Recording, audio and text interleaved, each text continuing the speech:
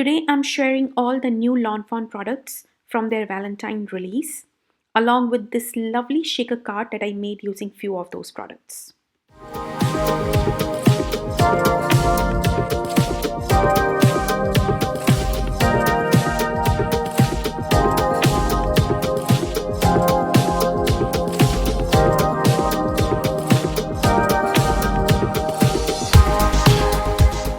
Hello everyone, this is Neha Tulsyan from Crescent Creation. Welcome to another video on my YouTube channel. Today's video is all about Lawn Fawn and their current release. I'm so sorry, I'm almost a week delayed from sharing this video, but this whole thing, it's a one woman show.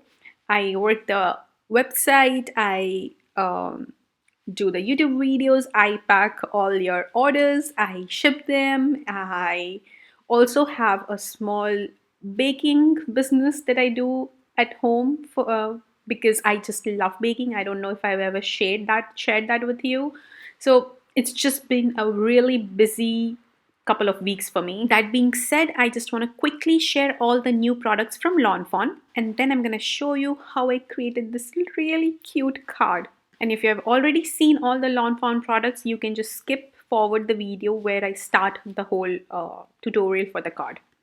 So let's get started with the small stamps. This one is the You Are the Zest stamp set and the coordinating die. It has a lemon image along with these cute faces that you can put on the lemon. And the sentiment says, You are the zest, squeeze the day. Next we have the So Damn Much stamp set and the coordinating die. It has this really cute hugging image of the beavers. And you can put this on any kind of card. You can have it for someone you love or for your friend or even for your grandkids. So there are so many possibilities, and the sentiment says, I heart you so damn much.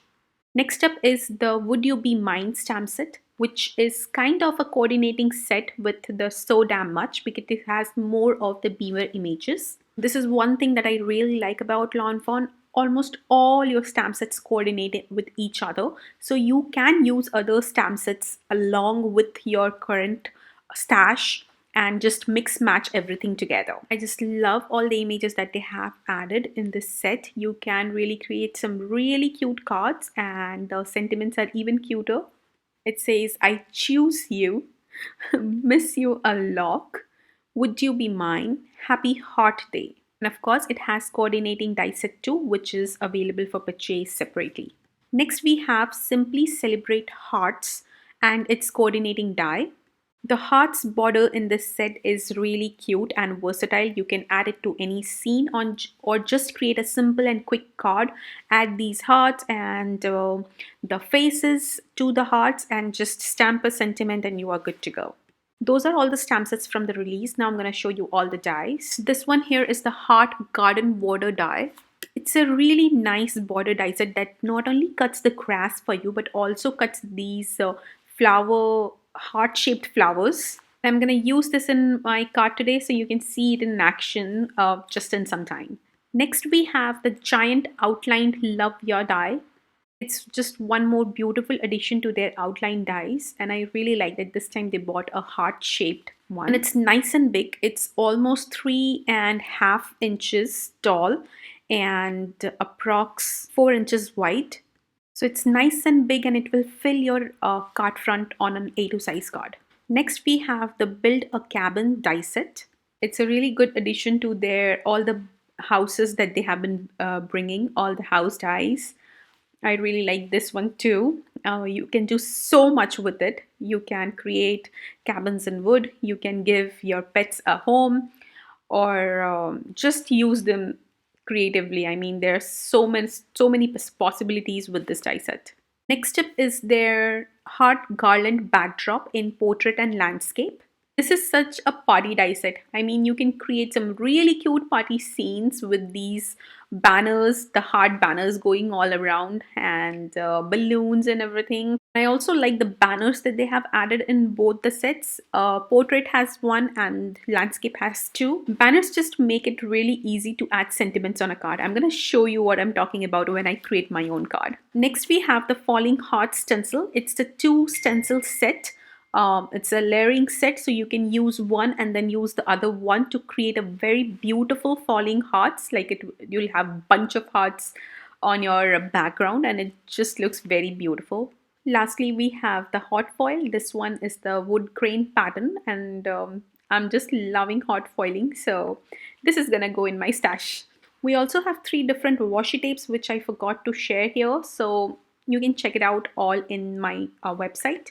The links are all in the description box below. Now let's move on to creating the card. I have stamped all my images on a white piece of cardstock using the black ink, which is alcohol friendly, because I'm going to color these images using my Copic marker.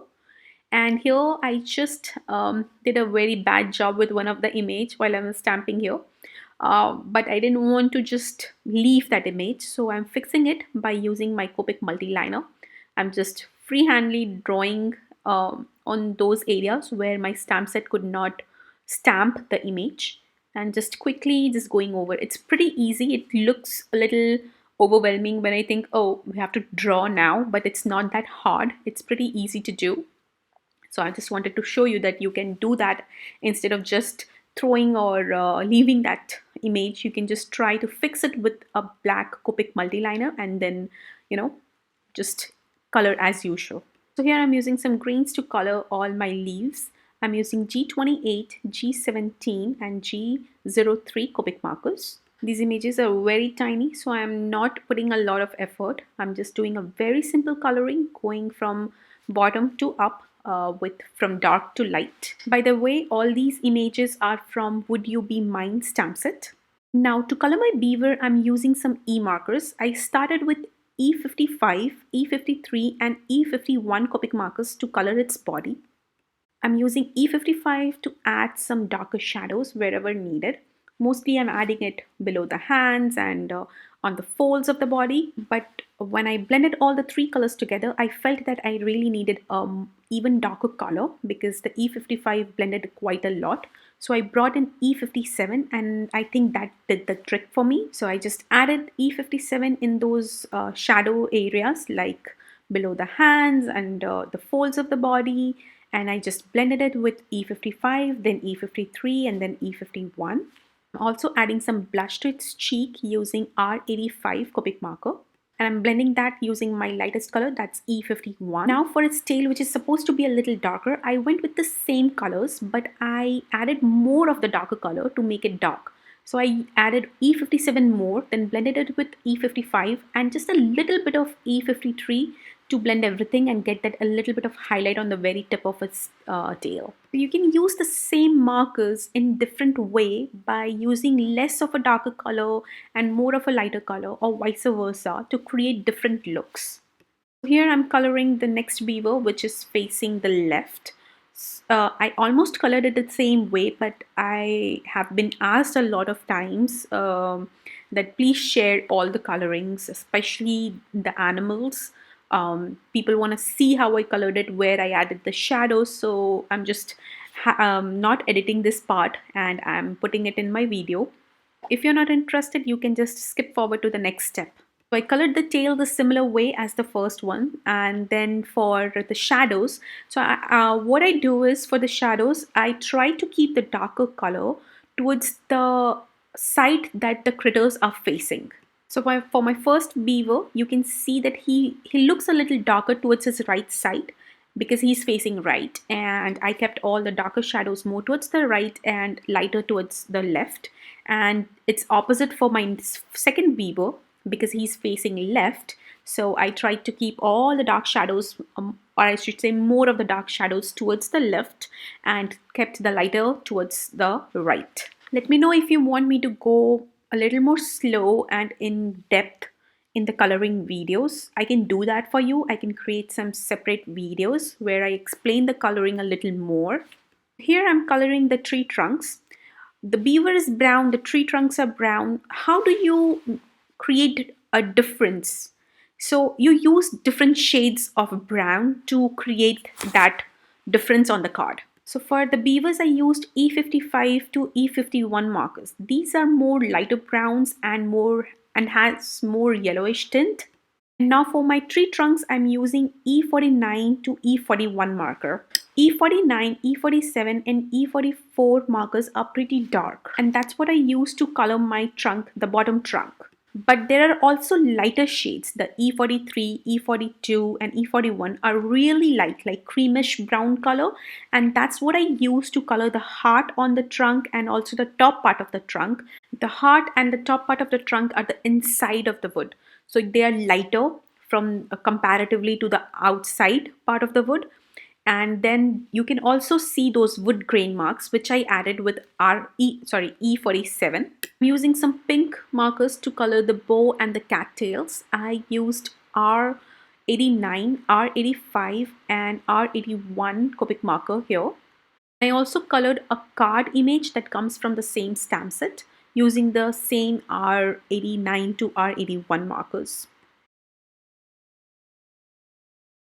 Now that my images are all colored, I'm gonna go ahead and die cut them off camera. And here I'm working on my scene. I told you I'm gonna use this hard border die. So I die cut this using a green cardstock from my stash. And here I'm using G28 Copic marker to add some shadows to this die cut so that it just looks a little more 3D. I added the color on the grasses, then I decided to add even on the leaves and the stem of the flowers.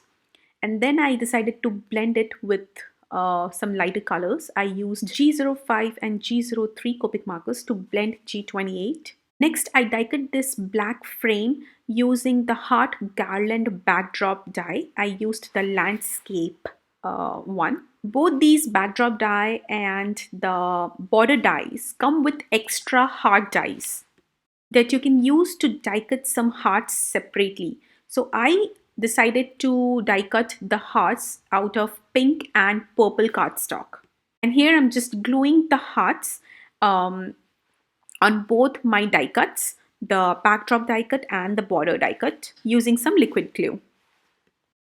So I just used their respective heart dies and die cut hearts in pink and purple color. So in this border die, there are two sizes of heart, big and small. I decided to put big hearts in pink color and the smaller in purple. And for my backdrop die, I just decided to put the alternate colors of the hearts in the banner. So I'm just gluing these hearts using some liquid glue, and I'm using my pickup tool to help me pick up these teeny tiny hearts. It just makes life very easy. Before I put everything together, I just laid my scene and put all the pieces together to see what goes where. And once I'm happy with all the placements, here I've started to glue the images. So you know that I'm creating a shaker card. But I'm not first creating my shaker card. I'm first creating my scene, and then below my scene would be the acetate, and under that would be my shaker. The reason behind not gluing these images directly to the card base, instead working above the shaker window, is that if I put them directly on the card base, it might interfere. These images might interfere while I am trying to shake all my shaker elements, and I did not want that.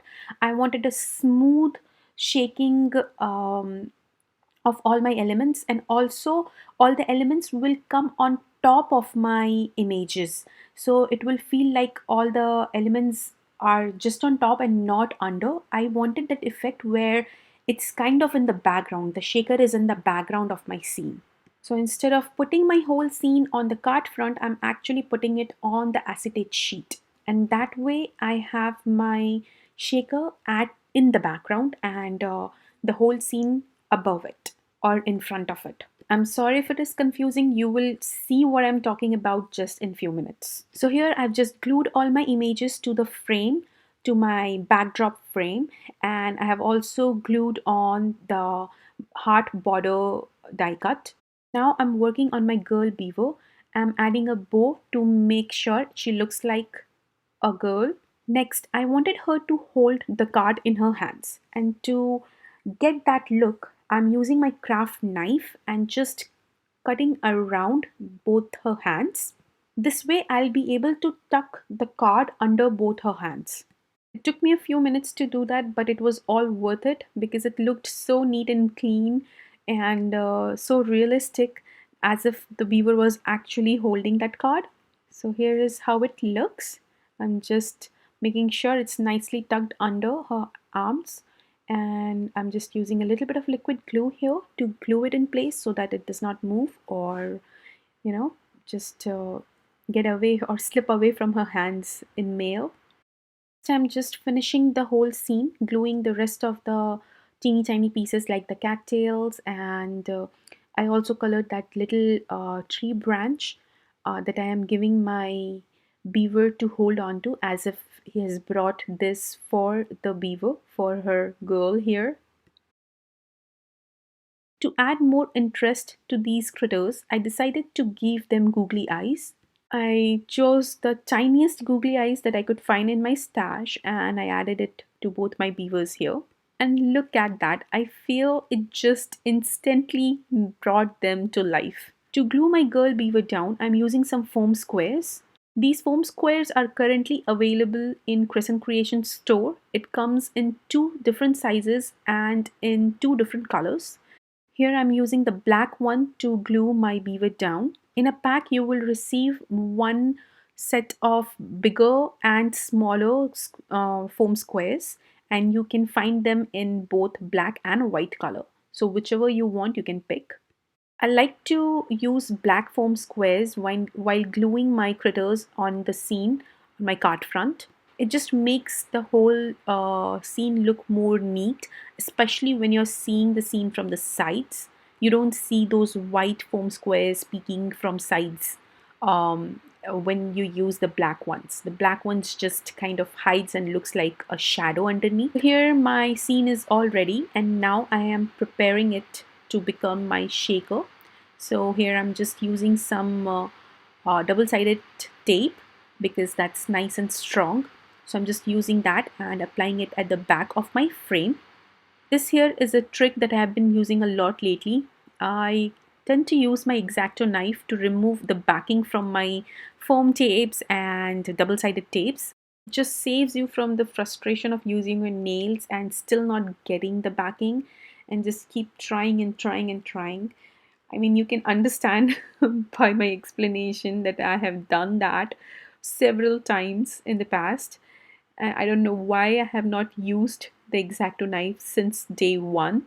So avoid the mistakes that I have done. Save yourself from the frustration and just use your X-Acto knife or something pointy to remove the backings from your foam tape and double-sided tapes.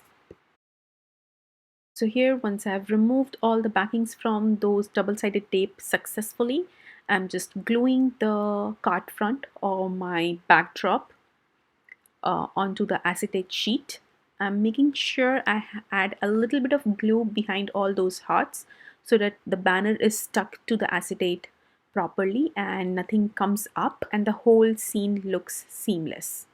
So here, once that's done, I'm going to go ahead and trim off the excess acetate using my scissor. Now that my shaker window is ready, I'm going to go ahead and prepare my shaker well. For my shaker well, things have been so easy since I've been using these strips. So I'm using the strips from Crescent Creation from our store. These foam strips comes in two sizes in a pack. So you get a 5 mm width of strip and also the 3 mm. The one I'm using here is the 5 mm width foam strips. The thickness or the height of these foam strips are really good, so you don't really have to double these foam strips. You just use them single one layer and you will get good movement for your shaker materials. Once I was done adding foam strips all around my frame, I also decided to add a little bit more foam strips at the bottom of my scene. If I don't add foam strips here, all my shaker material will sink to the bottom of my scene. And while the card is standing, none of my shaker materials will show because they are hiding behind all those images from the scene. So by adding these two extra foam strips, I just make sure that even when my card is standing, I will be able to see the shaker materials. Now that almost everything is ready, I just need a background to go behind my scene. So I decided to ink up my card base directly instead of using an extra cardstock to create my background. So here I have an A2 size card base that measures 5.5 inches by 4.25 inches, and I am inking it up using Blueprint Sketch and Tumbled Glass Distress Oxide ink. I added tumbled glass towards the bottom of my background and I brought it almost until the center of my card base, and then I started adding tumbled glass distress oxide ink to it and started blending both the colors until I got a nice seamless blend. Well, I did not get really a nice seamless blend, but I was happy with what I got because anyways I wanted to add water splatter to it, which I did using my distress sprayer. I let the water sit for a few seconds and then I blotted it dry using my towel. Now that my card base is wet, I just used my heat tool to speed up the whole drying process. And now I'm just working on the shaker. I'm using the heart embellishments from my store and I have added quite a lot of them to the card base. And I'm just removing the backing of my foam strips here using my X-Acto knife. Now it's time to glue the card front to my card base. I made sure all the shaker materials are towards the center so that nothing comes in between while I'm gluing the card front to the card base. And once everything is nice in place, I just made sure I pressed it nicely so that none of the shaker materials get loose. And here it is. I just glued my beaver in place. And here I just played with my shaker card for a few seconds. I mean, it was so tempting, I could not resist. I just love the sound of those shaker materials shaking inside. I mean, they shake so well. They have enough room to go back and forth and just create that nice shaker sound. So here I'm just adding few extra touches to my card. I did not like the black frame all around. So to fix it, what I did was I die cut another frame from the backdrop die, and carefully using my scissors I trimmed off all those banners, and I was left with this white frame that matched perfectly with my card front. So I just glued it in place using some liquid glue. That just made everything more beautiful. I think the white looked much better than the black. Let me know in the comment section below what you think about it. Now for the sentiment. I wasn't sure how or where I wanted my sentiment to go, but I knew what sentiment I want on my card, and that was, would you be mine? So for the sentiment, I decided to use the banner that comes with the backdrop die. I die cut the banner using black glossy cardstock from Crescent Creation. It's a nice shiny cardstock which looks really good. And here I'm just heat embossing the sentiment in white. Before stamping the sentiment or pouring the embossing powder, don't forget to use the anti-static powder tool. I'm just using my heat tool to melt the powder. Sorry about that, I just moved the camera with my heat tool there. It was just too close to me and I just hit it with my heat tool, so sorry about it. To glue that in place, I just applied a little bit of liquid glue to both ends of my banner and I just put that on the very top of my shaker card. See how easy that was? If you're using a banner to add sentiments to your card fronts, it just somehow makes life really easy. If I had used a sentiment strip, I wouldn't know where to put it, but a banner, I can just put it on top or at the bottom or at the center of my scene. It's just a little easier. The banner just fits anywhere and everywhere, but a sentiment strip doesn't fit everywhere. You know what I mean? Lastly, I'm adding some highlights to all my images and also to all the hearts on my scene, and that's it. My card will be done. I just love how the card turned out. I think it's so adorable. Let me know in the comment section below what you think about it. If you like this video, don't forget to hit the thumbs up and subscribe to my channel if you haven't already.